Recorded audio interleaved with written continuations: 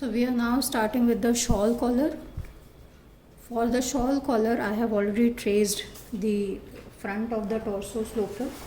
I have used a dartless torso sloper for this, and as this is a demonstration, so I am just using the upper part of the dartless torso. So I have already traced this on the paper and marked all the important points. So I have already marked the center front, the side seam, and I have marked the apex and the levels of the bust level and the waist level. This is the waist level that I have marked.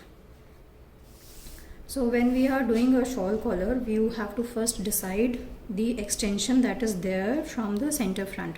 So whatever is the button size, accordingly you decide the extension in the garment. So here I am taking 1 inch as the extension. You can take 3/4 inch, you can take 1 inch, but it's normally not more than 1 inch unless you are making a double breasted jacket where this extension is going till the other apex. In that case, the extension is going to be much more.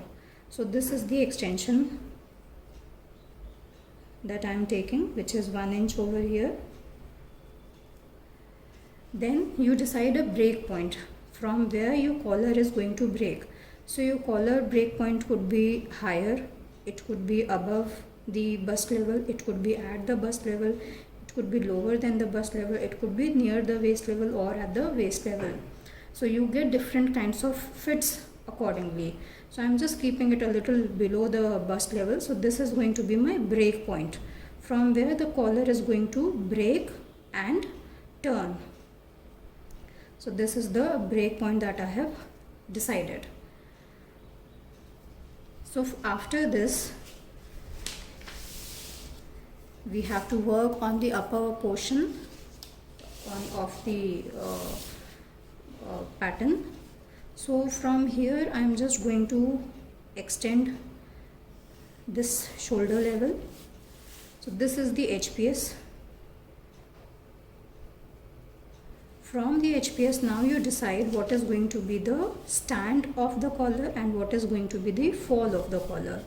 So for the stand, I am taking 1 inch as the stand height. So from HPS, this is the stand that I am taking. After the stand, I have to mark the fall. So the fall is always is more than the stand. So normally the fall is stand plus 1/4 inch to 1/2 inch. So here I am taking 1.5 inch as the fall. So normally the fall covers the stand completely. Stand plus 1/4 inch or 1/2 inch is the fall.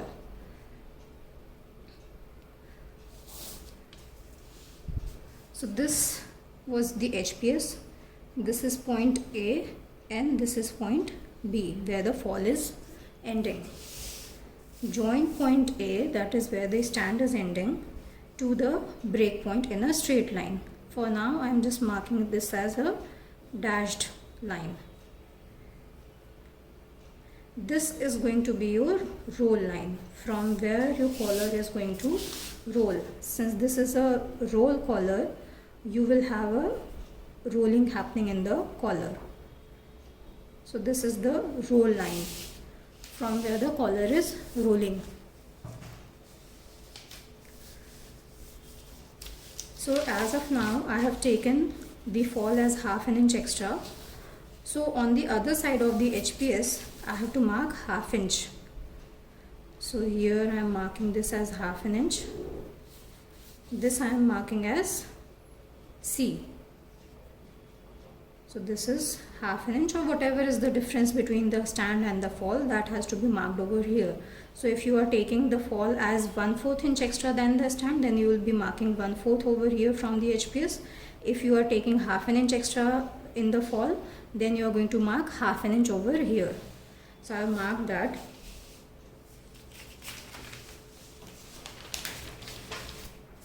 From the HPS, now mark a perpendicular to the HPS. So I am just keeping the grading scales line on the shoulder level and just making a line over here. This is, now the HPS is perpendicular to this line.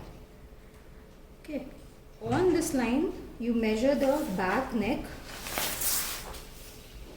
measure this back neck and mark that measurement on this line.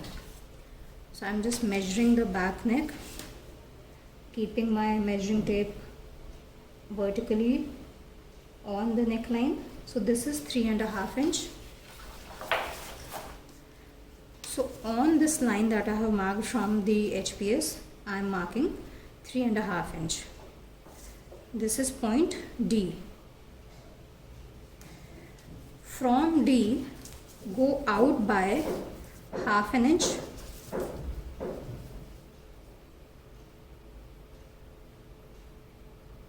and mark a new point. This is point E. So D to E is 1/2 inch. Now using a French curve, just blend E to the HPS. So the way you make your back neckline, the same way you have to just make this. So this is the way you are going to blend. Now from E also, if you take this curved line that I have just marked, if you take this curved line as a straight line, then just mark a perpendicular on this line again. So here at point E also, this is a perpendicular line which has been made. On this line again mark the stand and the fall. So first I am making a stand which is of 1 inch and marking the fall on this line yet again. So this I am marking as A1, and where the fall is ending, that I am marking as B1, because this is the replica of this. Now over here I had placed my French curve like this on the line on the curved line from the HPS. You just have to replicate the curve over here also from B to B dash. Okay, so now you are done with the upper portion. From C, decide the design that you are going to make for the collar. So for the collar, your design could be like this, joining till the break point. Your design could be a little pointed. Your design could have some other shape. Whatever is the shape that you decide to keep, you have to design that collar curve from C and end it at the break point. So I am going to follow this curve and show how the collar is to be done. Rest of the shapes I am not going to use. So whatever shape you are deciding, you can draw that, and this, when you are making it on this side of the pattern, you are able to, this is going to help you in visualizing how the collar is going to form or look on the garment body. So I am not going to use any of these curves. So I have just traced that out, erase that out. Now this is the final collar curve that I am going to use. On the roll line, just fold your paper. So just fold your paper onto the roll line, and using a tracing wheel, just trace the shape that you have drawn.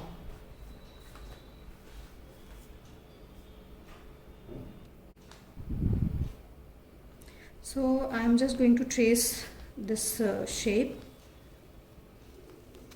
this tile line, using a tracing wheel.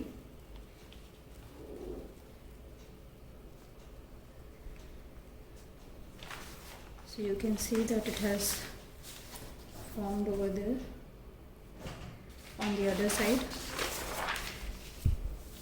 So you can see the impression that of the style line that I have traced using the tracing wheel, and you can see that this is getting joined to this line also.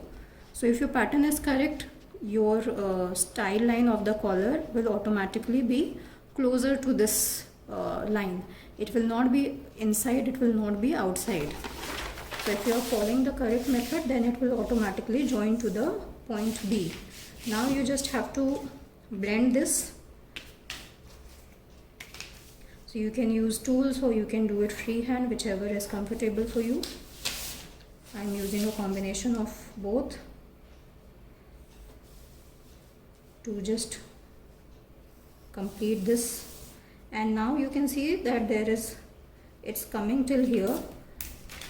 So you need to just blend it with this part. So just use the French curve and just blend this and fill it in. So I'm just erasing this portion so that you can see the part clearly and see the shape also, that in the way it has been blended. So this is the pattern for my shawl collar. Just giving you a closer look. And this will be a part of the body. So all this is not going to be required. When I am cutting my pattern, now my pattern is going to be cut from here, the side seam, the armhole, shoulder. I'll cut it from here. This becomes the center back.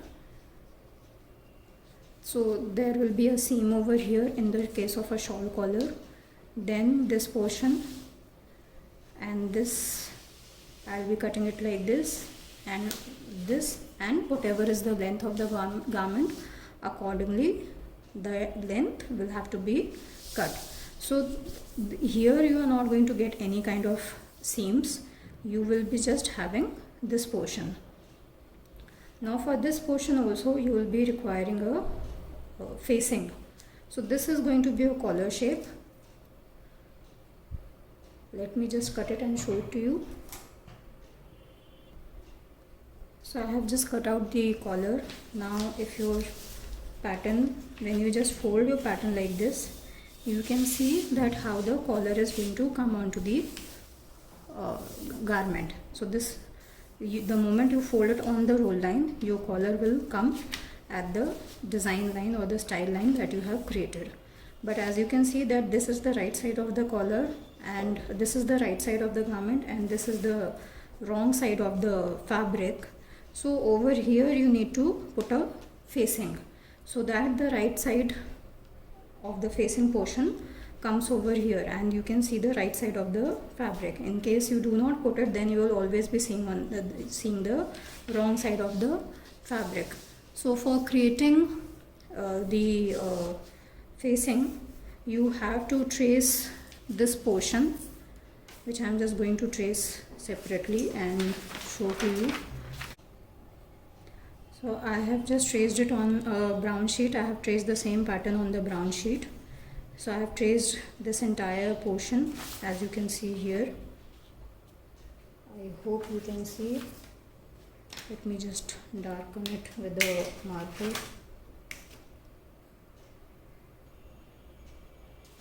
So I have just traced it with the marker.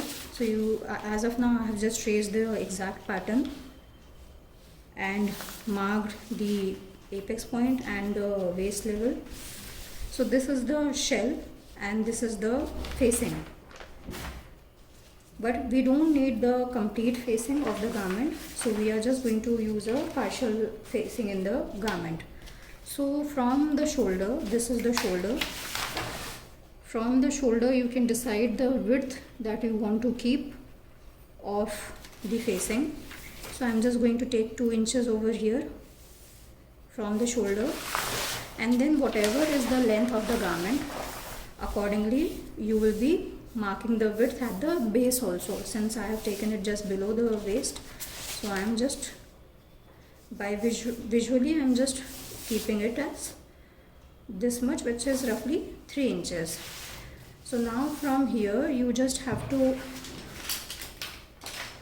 make the facing shape. So you can use a hip curve or you can do it freehand also, and you just create the shape of your facing. Every time you are making the facing, you have to remember that your facing cannot be coming at the apex, or it should not be going somewhere very close to the apex, as the seam line over here will start creating a bulk at the apex. So that is why I am keeping it a little away from the apex. So as of now I have kept it 1 inch away from the apex. So this is 3 inches. This could be even 4 inches or 3.5 inches or maybe 2.5 inches. And here I have just taken it 2 inches from the HPS. This is the bust level, and this is the bust level, and this is the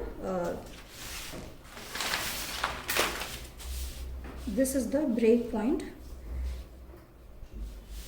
from where you see the collar taking a shape. So above the break point, your facing is going to be 1/8 inch wider than this, and below the break point your facing is going to be 1/8 inch lesser than the shell fabric, because this is turning and coming over here. So this has to be bigger. So this portion, this entire portion above the break point will be 1/8 inch bigger, and the portion below the break point is going to be 1/8 inch lesser, as the facing is going to be inside. So now you just have to trim the lower portion by 1/8. Since I have used a marker, so it's already very thick, and over here you have to increase it by 1/8 of an inch. So you can use a scale or measuring tape, whatever is available to you. You can just use that to create this shape.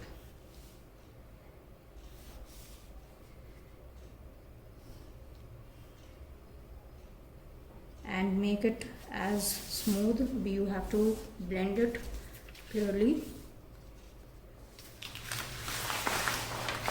And now you can just cut this off. This side you will be adding the seam allowance when you trace it on the fabric.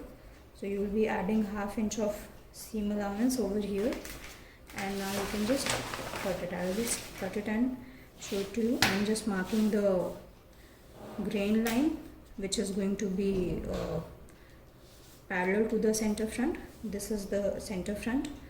This facing will be cut too.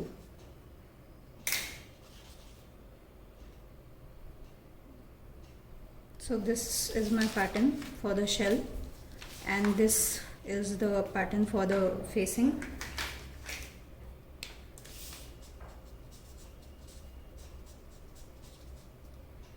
Now you will be stitching these together or pinning these together.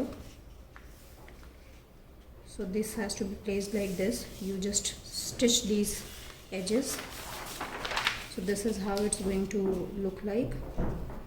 The upper portion is bigger and the lower portion is smaller. So this is how it will be looking. You can see that the upper portion is bigger, and when you stitch it and you turn it and you fold it on the roll line, this is how your collar is going to look.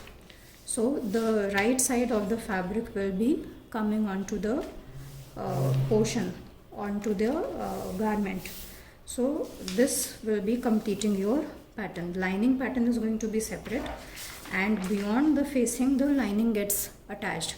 So this is the shell fabric, the shell of the jacket. You will have a lining pattern which will be cut after the facing, and the lining and the facing gets attached together, and the shell portion will be separate. So this is how you will be making the patterns for the shawl collar. Thank you.